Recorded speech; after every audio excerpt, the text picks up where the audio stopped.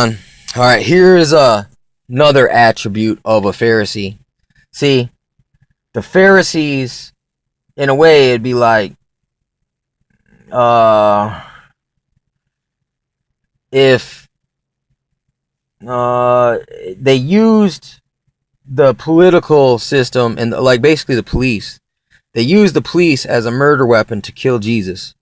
So instead of waiting on God, like, look, if the man truly was a freaking a heretic, don't you think God's gonna get him eventually? So you don't stand in the way of sinners.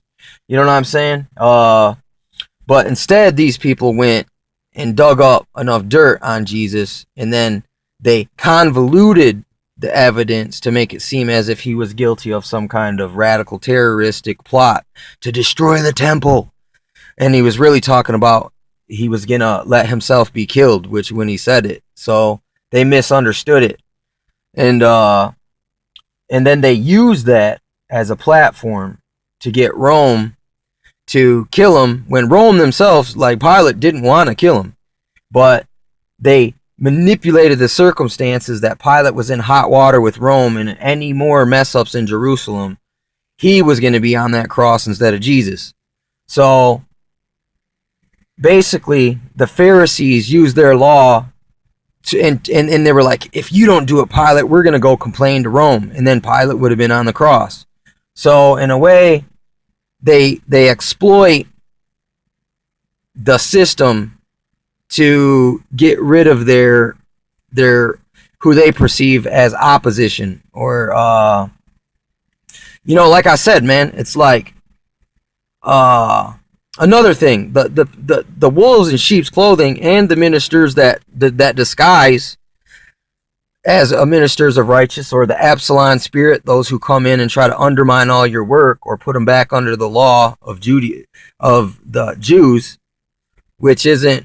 It's like before it was Babylonianized, all of Israel did have a variation of the same thing, but they all kind of turned away and started to add new things in with it. So that's like right now, that's why I'll just say follow Jesus, because look, until the two witnesses come to restore all things, for now we got a kind of an understanding of the thing that we're shooting for, but we don't know in total and truth until they come and it's appointed for things to be restored that were lost. So right now, it's not a bad idea to be doing your homework, but don't never think that you got it all figured out yet, because you never know. God knows how to throw a curveball just when you think you got it figured out, and this is kind of a fail-safe mechanism to keep us from getting pride-filled and puffed up. You know what I'm saying?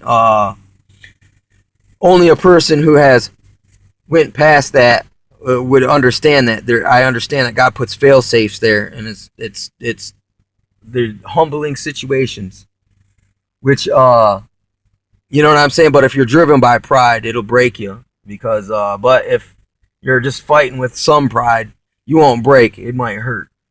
It hurts to admit that you're wrong. You know what I'm saying? And that's what the Pharisees could not do, to the point where they had to go ahead and get the Romans to come in and be their murder weapon.